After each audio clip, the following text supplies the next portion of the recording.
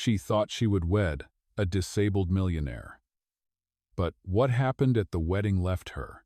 Hello everyone. Before we begin today's story, I have a small favor to ask. Please hit subscribe and turn on the notification bell so you never miss our channel's new videos. It is quick, free, and the best way to support us in bringing you more dramatic stories. Your support means the world to us. Where are you watching from? Drop your city or country in the comments below. Thank you very much. Now, let us return to our main characters. The wedding hall was a dazzling ocean of light and whispers. Crystal chandeliers rained golden sparks over rows of white roses that seemed too perfect, too expensive, to belong to a love story. The bride stood at the entrance, her hands trembling as she clutched the bouquet. She looked breathtaking in satin and lace, but her eyes betrayed the storm inside. Every step toward the altar felt heavier, as if she were walking into a contract written in stone. All eyes turned toward the groom seated at the altar. A young millionaire, or so the rumors said, but bound to a wheelchair. His expression was cold and unreadable. His family sat in the front row, polished and rigid, their eyes sharp as knives cutting into the bride with silent judgment.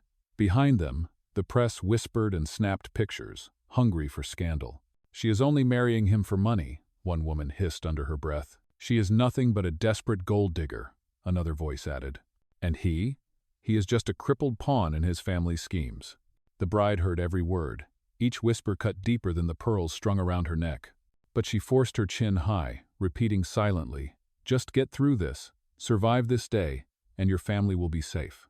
When she finally reached the altar, the man in the wheelchair lifted his hand. It was steady, unnervingly steady, as he slid the ring onto her finger. His touch was ice, his eyes were fire, and his silence louder than vows. Her mind spiraled back to the moment that sealed her fate. Just a few days earlier, her father lay in a hospital bed, tubes and monitors beeping like ticking clocks counting down his life. The doctor had spoken with brutal clarity. "Without immediate treatment, we cannot guarantee he will survive the month." The cost was astronomical, far beyond what she could ever earn. Then came the offer.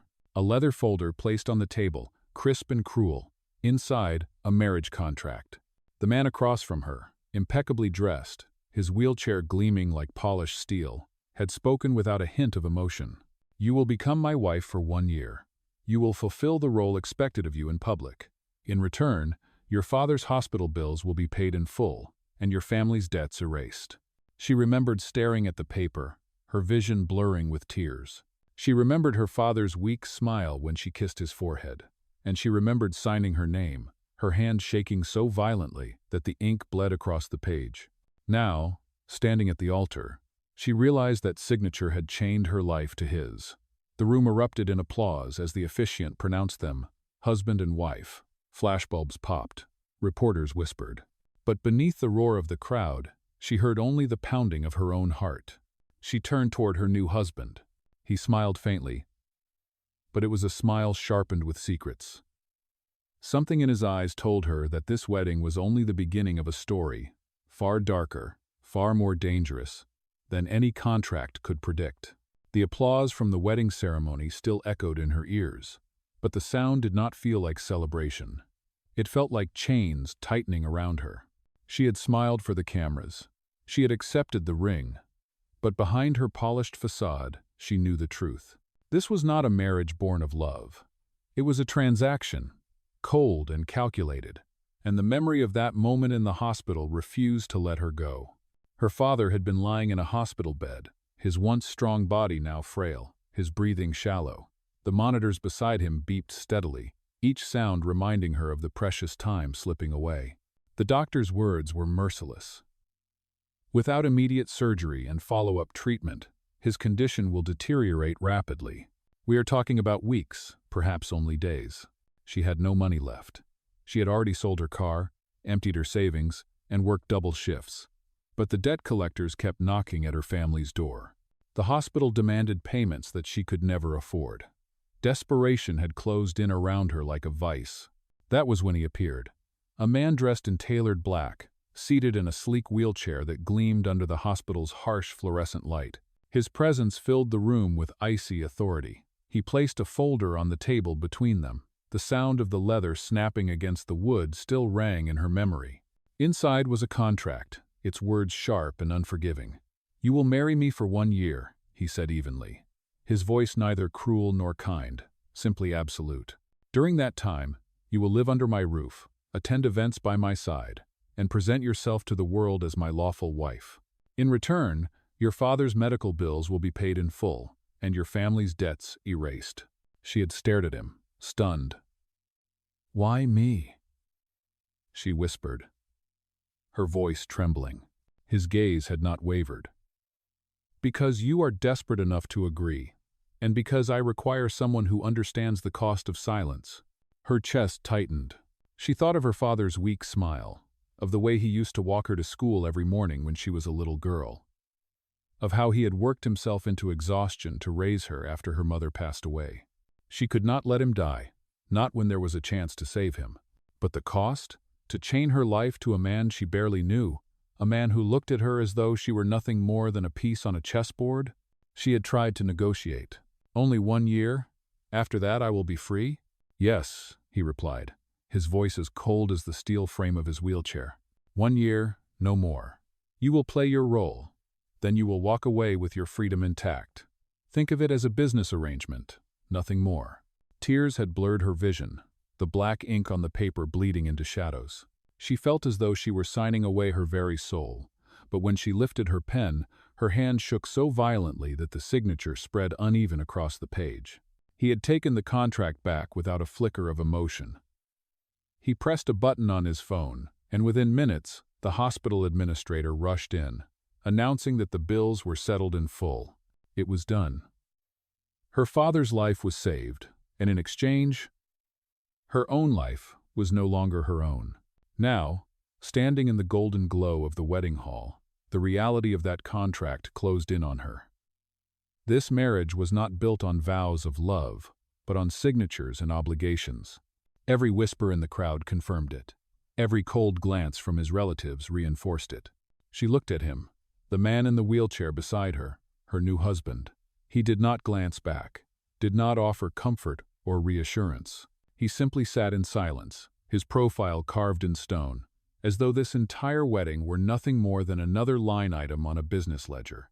And yet, somewhere deep inside, she could not shake the feeling that there was more to him than the contract, more than the wheelchair, more than the icy facade. His eyes, when they met hers for the briefest second, burned with something unspoken, something that frightened her as much as it drew her in. This was supposed to be only a deal, a bargain, a contract. But she could already feel that what she had signed up for was far more dangerous than she ever imagined. The grand wedding was over, but what followed was not a honeymoon. It was a sentence. The bride moved into his vast mansion, a house so large it felt less like a home and more like a palace built of ice. Marble floors stretched endlessly beneath her feet, and chandeliers sparkled above her head. But the beauty was suffocating. Every corridor echoed with silence. Every room felt colder than the last. She had thought marriage meant at least sharing moments together, but in this arrangement, she was little more than a shadow in his world. He occupied his study for hours, locked away behind heavy doors, while she wandered the halls alone. The staff obeyed him without question, but they looked at her with disdain, whispering that she was nothing more than a purchased bride. Their interactions were minimal, and when they did happen, they were sharp and cold. At dinner, he barely spoke, his eyes fixed on documents rather than on her. When she asked about his health, he answered with a clipped, "It is under control." When she tried to reach for conversation, he cut it short with silence. One rainy evening, she stood by the tall window, watching the storm pound against the glass. Lightning flashed, illuminating his silhouette in the wheelchair at the far end of the room. Without looking up from his papers, he said, "Do not expect this house to feel like a home. You signed the contract. That is all that binds us."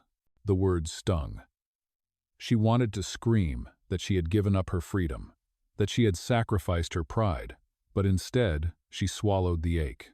"I know," she whispered, though her heart burned with resentment. Yet the walls of their cold arrangement began to crack in unexpected ways. One night, she woke to the sound of footsteps echoing in the hall. Slow, steady, deliberate. She sat upright in bed, her chest pounding. It could not be the staff. It was past midnight. The sound grew closer, then faded into silence. She slipped from her bed, tiptoeing into the corridor, but found nothing except shadows stretching across the marble. Another time, she nearly fell down the grand staircase when the heel of her shoe snapped. Before she could tumble, he appeared at her side, his hand gripping her arm firmly, his strength undeniable. She froze. For a man confined to a wheelchair, how had he reached her so quickly? His eyes flickered with something unreadable. Then he released her without a word and wheeled away. Questions gnawed at her. Was he truly as weak as he appeared? Or was there a truth hidden beneath the mask of frailty? Even in his coldness, there were moments that unsettled her heart. She had suffered a migraine one evening, retreating to her room in pain. Hours later, she found a glass of water and the correct medication left neatly on her bedside table. No words, no note, just the gesture. He had noticed. He had cared, in silence. Still, the mansion was filled with more hostility than kindness. His relatives visited often, their words dripping with contempt. "You should be grateful," one cousin sneered. "Our family saved you from poverty. Do not forget your place," another aunt whispered loudly. "She is nothing more than a gold digger. She will not last long." She endured the insults, her pride bleeding with every word. But what cut deepest was that he never defended her. He sat in silence while they mocked her, his face unreadable, as if her dignity was of no consequence. That night, lying awake in her vast empty room, she clenched her fists beneath the blankets. She hated him for his indifference. And yet, against her will, she could not erase the memory of his steady hands catching her, of the mysterious footsteps in the dark, of the quiet care he had shown when no one else was watching. This was supposed to be only a year, a cold arrangement built on necessity. But already, the lines were blurring. Already, she could feel her heart betraying her, beating faster in the silence of a house that was never meant to feel like home. Life inside the mansion was already unbearable, but the true storm came from outside. The marriage was never meant to be private. His family, powerful and wealthy, treated it as a spectacle. And the world watched eagerly, hungry for scandal. The newspapers were merciless. Headlines screamed across glossy covers. "Young woman trades dignity for fortune." Another article declared, "Wheelchair, bound tycoon takes pity bride." The photographs showed her smiling beside him, but the captions cut like knives. "She hides her greed behind a wedding veil." When she ventured into town, the stares burned her skin. Strangers whispered as she passed, "That is her, the girl who sold herself. She is only after his money." She wanted to scream that they were wrong, that she had done this to save her father. But no one would believe her. To them, she was already guilty. The cruelty inside the mansion was no better. His relatives visited frequently, their words sharpened with venom. At a formal family dinner, one aunt leaned across the table, her voice dripping with disdain. "You should be grateful, dear. Our family lifted you out of poverty. Do not imagine for a second that you belong here." Another cousin smirked openly, swirling wine in his glass. "She is just a placeholder. When the year ends, she will be gone, and then he will choose someone worthy." Laughter followed, cruel and unrestrained. She sat frozen, her knuckles white as she gripped her fork. The humiliation burned her throat, but what hurt most was his silence. He sat at the head of the table, his eyes lowered to his plate, offering no defense. The weight of that silence was heavier than any insult. That night, she confronted him in the study, her voice breaking. "Why do you let them treat me like this? Why do you let them tear me apart while you sit in silence?" He looked up slowly, his face unreadable. "Because their words do not matter. This marriage is a contract. Endure it. That is all you need to do." Her heart cracked. "Do you not care what I feel?" For a moment, his eyes flickered with something she could not name: pain, perhaps regret, but just as quickly, his mask returned. Feelings were never part of this agreement. Tears burned her eyes, but she refused to let them fall in front of him. She turned sharply, leaving him in the cold glow of his desk lamp. Behind her, silence filled the room once more. Still, she could not escape the growing sense that he cared in ways he refused to admit. The evidence was subtle but undeniable. A journalist who had been particularly vicious in his articles suddenly lost his position at the newspaper. A creditor who had harassed her family disappeared overnight, his threats vanishing as if swept away by an invisible hand. She knew it was him. He never said a word, but the shadows of his power moved around her. And yet, he allowed the world to despise her. He allowed his relatives to spit venom at her name. His silence in public felt like betrayal, even as his actions in secret hinted at protection. Caught between shame and suspicion, her heart wavered. She told herself she hated him, that she was counting down the days until her freedom. But late at night, when she lay awake in the emptiness of the mansion, the truth clawed at her. She was not only afraid of him, she was afraid of herself, afraid of the way her heart betrayed her, quickening every time she remembered the strength of his hand catching her, the quiet gestures that revealed a man far more complex than the cold contract she had signed. The world saw her as nothing more than a gold digger. His family treated her as an intruder. And he stood between cruelty and care, a wall she could neither climb nor break. She whispered into the darkness, "How much longer can I survive like this?" The pressure from his family and the relentless judgment of the public weighed heavily on her. But the breaking point came one glittering night beneath chandeliers and champagne. It was a charity gala, one of the countless events she was expected to attend by his side. The ballroom was filled with the city's most powerful figures, men in tailored suits, women in sparkling gowns, all gathered under the pretense of generosity. The bride walked beside him, her arm resting lightly on the wheelchair, her smile carefully painted on. Cameras flashed, whispers followed. "She plays the dutiful wife so well," someone muttered near the buffet. "She is nothing more than an actress on his arm," another voice added. She swallowed the humiliation, as always, and held her head high. But her strength was wearing thin. The master of ceremonies guided them to the stage. Under the hot glare of the spotlights, she felt her chest tighten. The voices of the crowd blurred into a single roar in her ears. She gripped the edge of the podium for balance, but her vision swam. Suddenly, a sharp wave of dizziness struck her. The room spun. The bouquet slipped from her trembling hand. And then, everything went black. Gasps erupted as she collapsed. For one suspended heartbeat, the ballroom froze. Then, against every expectation, the man who was supposed to be bound to a wheelchair surged to his feet. In one swift motion, he caught her before she hit the ground. His strong arms lifted her, as though she weighed nothing. The crowd erupted. A woman screamed, "He is standing! He can walk!" Flashbulbs exploded in a frenzy. The whispers turned into shouts. She stirred weakly in his arms, her eyelids fluttering open. Her breath caught when she realized what had happened. She looked up, her voice faint but trembling with shock. You can walk?" His jaw tightened. He leaned closer, his words barely above a whisper, meant for her alone. "Do not tell anyone. Not yet." Before she could respond, he carried her through the stunned crowd, each step deliberate, each movement a revelation that shattered the image the world believed. Gasps and murmurs followed them as he strode toward the exit, ignoring the chaos left behind. Outside, the night air was cool against her fevered skin. He placed her gently in the back seat of the car, his hands steady even as his eyes burned with unspoken conflict. For a moment, she forgot her humiliation, her anger, her resentment. For the first time, she saw him not as the cold figure in the wheelchair, but as a man full of secrets, stronger than he let the world believe. The silence in the car was deafening. She clutched her chest, her voice breaking.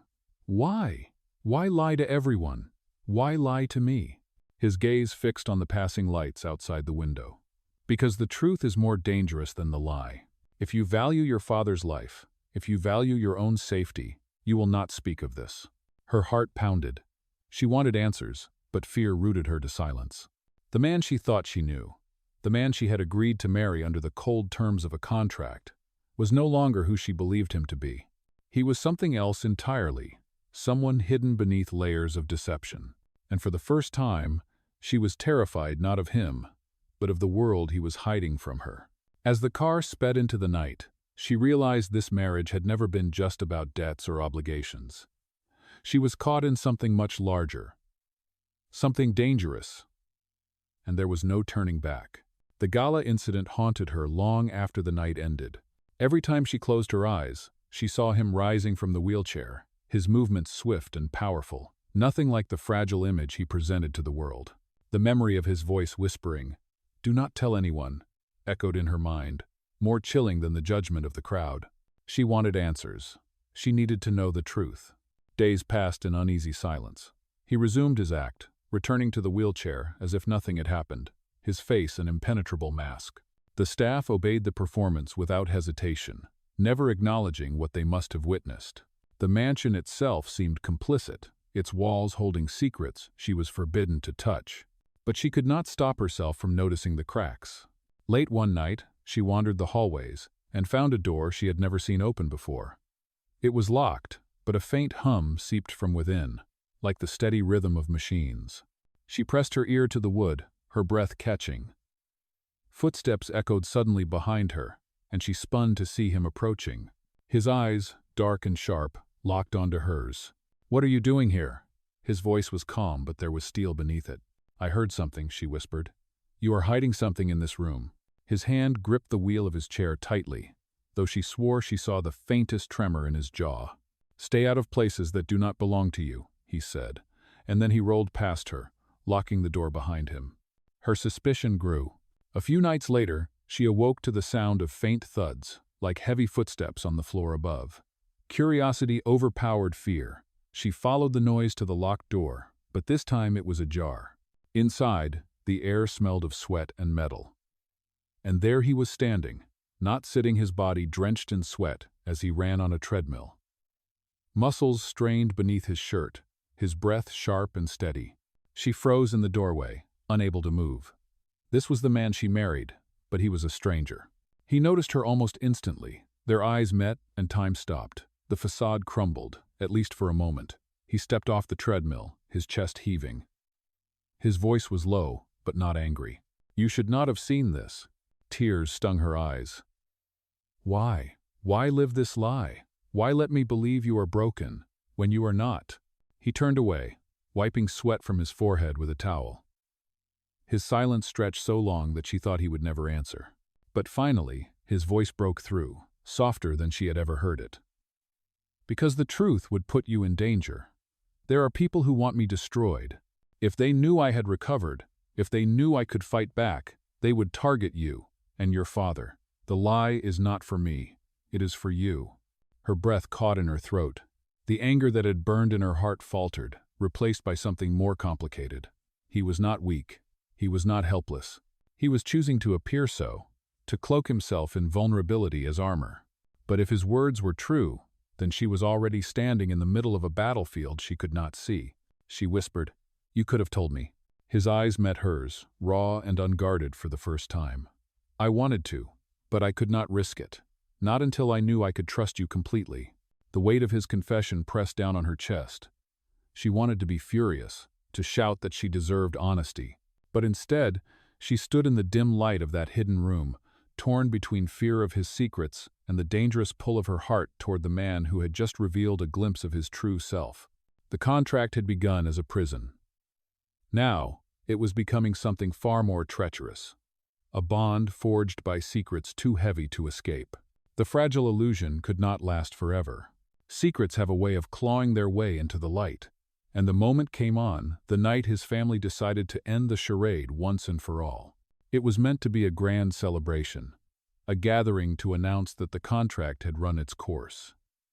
The ballroom glittered with crystal chandeliers, the air thick with perfume and gossip. Every powerful figure in the city was present, eager to witness the downfall of the woman they believed was nothing more than a purchased bride. She stood at his side, her heart pounding like a drum in her chest. The whispers surrounded her, louder than ever. This is the end for her. He will finally be rid of that shameless girl. Then came the strike. A relative stepped forward, a smug smile curling his lips. With a dramatic flourish, he tossed photographs across the polished floor. "Here is the truth," he announced to the crowd. This marriage was nothing more than a contract, a fraud. She was bought like property. All gasps erupted. Cameras flashed. Laughter and scorn filled the air, each word stabbing her deeper than any blade. She felt the world tilt beneath her feet. This was it, the public humiliation, the proof of every cruel whisper. She turned toward him, desperate for denial, for defense. But he had not moved. He sat still, his head bowed slightly, as though weighing something heavy in his heart. For one shattering moment, she thought he would remain silent again. Then, slowly, deliberately, he pushed back his chair. The room fell silent, and before the stunned eyes of hundreds, he rose to his full height. Every whisper died. Gasps sucked the air from the room. The man they had mocked as crippled stood tall, his presence towering, his gaze steady and unyielding. He reached for her trembling hand and clasped it tightly, his voice ringing out with a power that silenced even his most vicious enemies. "Yes," he declared. "There was a contract, but that ended long ago. This woman standing beside me is not here because of money or obligation. She is here because I chose her, because I love her." The ballroom erupted in chaos. Some shouted in disbelief. Others scrambled for their cameras, desperate to capture the moment. But she heard none of it. She could only hear the thunder of her heart, the words she had longed for but never expected to hear. Her world had been built on a lie, but in that single, breathtaking moment, he shattered the illusion with truth. And the truth was more dangerous, more beautiful, and more irreversible than any contract. The ballroom had erupted into chaos after his declaration, but he did not falter. His hand remained locked with hers, his presence unshaken. In that single moment, the power dynamics shifted entirely. No longer was she the object of ridicule. Now every eye in the room was fixed on him, the man who had hidden behind a wheelchair for so long, now standing tall and unyielding. The relative who had exposed the photographs stammered in disbelief. You can walk? You deceived us all?" His gaze sharpened, cutting through the noise. "Yes, I let the world believe I was broken. But it was not weakness. It was strategy. And in pretending to be powerless, I discovered the truth about who was loyal and who was corrupt." A hush fell over the crowd as his words carried like a blade through silk. He turned his eyes on the very family members who had mocked her. "Those who ridiculed my wife will answer for their cruelty. Those who conspired against me will answer for their betrayal." The press leaned forward, desperate to capture every word. His confession was not only about their marriage, it was about power, vengeance, and truth revealed. He drew her closer, his voice lowering but strong enough for all to hear. "Yes, there was a contract. Yes," she agreed because she was desperate. "But tell me what woman would endure such humiliation, such scorn, if her heart was not stronger than any contract? She has shown more dignity and courage than all of you combined." Her chest tightened as tears welled in her eyes. For the first time he was defending her not in shadows, not behind closed doors, but before the world. Gasps rippled through the guests as his attention shifted back to the cousin who had exposed the photographs. "It was you," he declared, his voice thunderous. "You forged documents, leaked lies to the press, and tried to destroy us. Did you think I would not discover it?" Security moved swiftly as the room erupted again.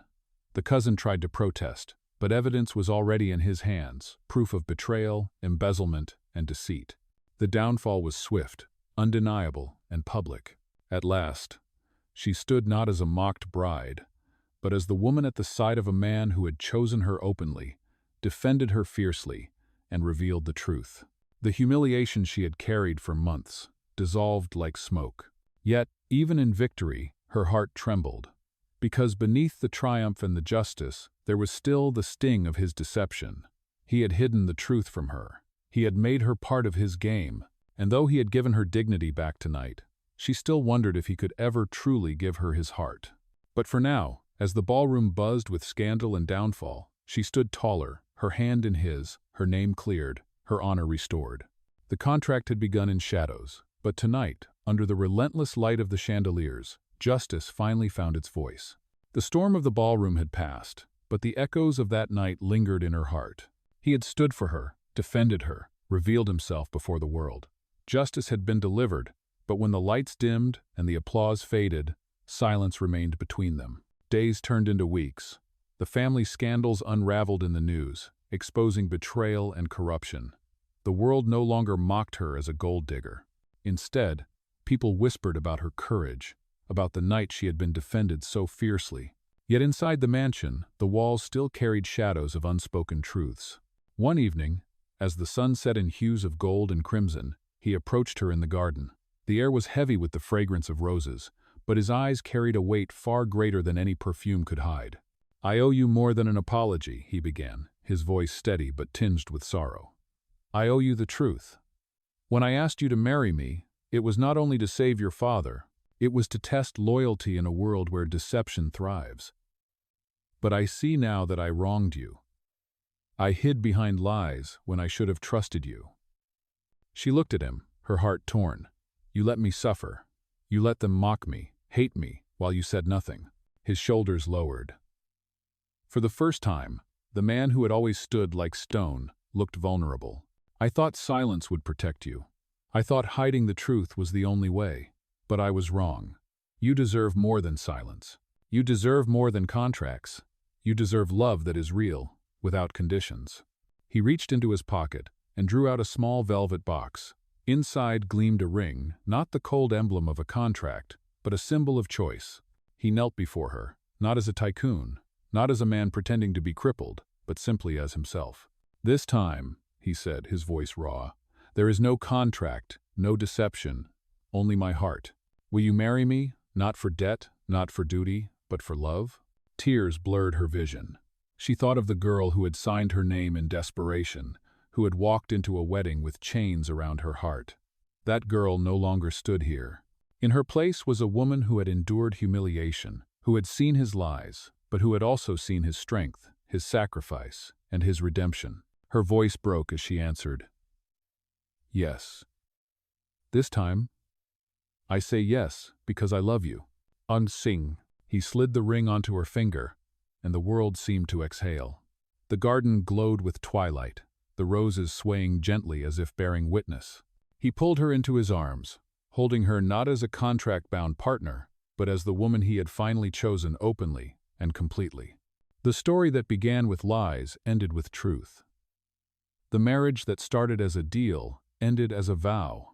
And in that final embrace, love triumphed not because of wealth or status, but because two hearts finally chose each other without fear, without deception, and without conditions.